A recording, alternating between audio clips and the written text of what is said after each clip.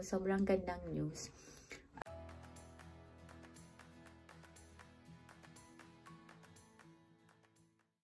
Hello, good morning. Today is January 15.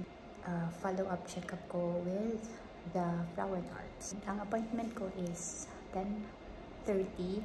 Now it's 10:50. And pinakuha din ako ng urine sample. Ang cute lang nung pagbigay ng urine sample kasi pipi ka sa CR. Tapos dun sa CR na siyang parang door na dun mo ipapasok yung sample mo. So, yun, diretso na sa kanila. Tapos dun sa cup, nakalagay na lang yung last name. Nagpapacheck up pala ako kasi few weeks pagkadating namin dito, may napansin akong lump sa breast ko. And immediately nagpa-schedule kami sa Flower and Arts para ma-check. And we found na merong cyst, pero most of them parang hindi naman siya dangerous, saka maliit lang. And then, backup, possible siya na yung dahil nag-breastfeed ako before. So, and then after ng check-up na yun, the doctor said na follow-up na lang ako after 3 months. Nakakatuwa kasi dito sa mismong clinic, meron ng mga ultrasound equipment. So, mabilis lang. Okay. We'll see. So, ayun, tapos na yung check-up ko. Wala naman daw problema and follow-up na lang after 3 months. Wala akong binayaran upfront.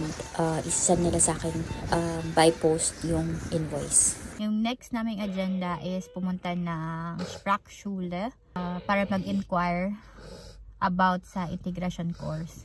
So, si Joseph, nung nag-apply kami ng residence permit, ni-require siya na mag-participate sa isang integration course.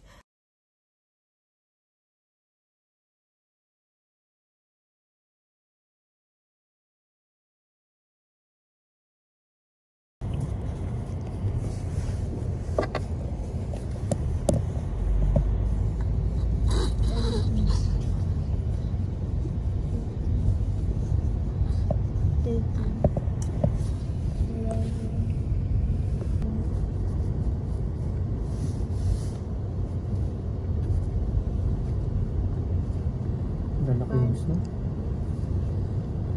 Kita na yung snow. Lumakas din kaya sa atin.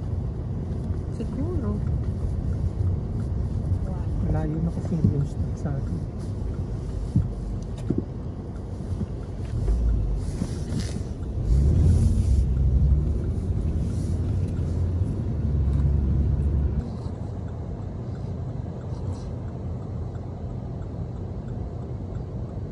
Malaki na nga ng snow.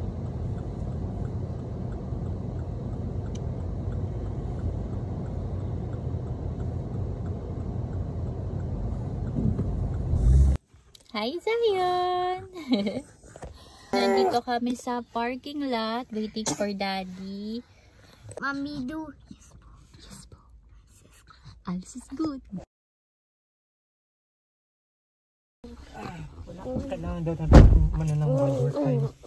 Pumunta ng Bador ka mo na. Yan daw yung assessment. Yan. So, nasa bahay na kami.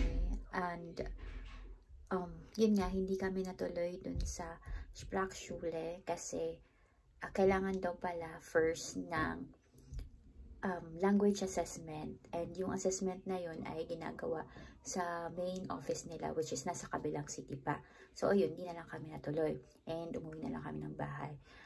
And it turns out, naging parang blessing in disguise pala na hindi kami natuloy kasi just a few minutes pagkadating namin ng bahay, tumawag yung pinag-applyan ni Daddy ng trabaho. And, yun, natanggap na siya and nabigyan siya ng contract and magsistart na siya sa next week, January 23. So, ayun. So, sobrang gandang news.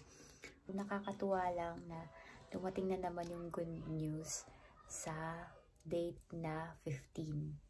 Kasi dumating yung visa namin, September 15 yun. Parang swerte yung 15 na date sa amin. So, hopefully, tuloy-tuloy. Ayun. So, end na namin today. Say bye, Kuya. Bye, Kuya. Say bye. Bye.